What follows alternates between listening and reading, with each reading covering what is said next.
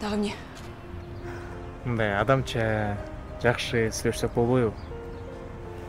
Анда ошого жараша мамиле кыл. Макул. Атым Султан. 3-курста окуйм. Негизи мени баары эле тааныйт. Сен эле Керсейип тоготпойсуң го. Мен эмес, өзүң Керсейген. Эгерде жакшы сөз окугуң келсе, ошого татыктуу бол, урматтуу Султан мырза. Айтчу сөзүң жок болсо мен кеттим.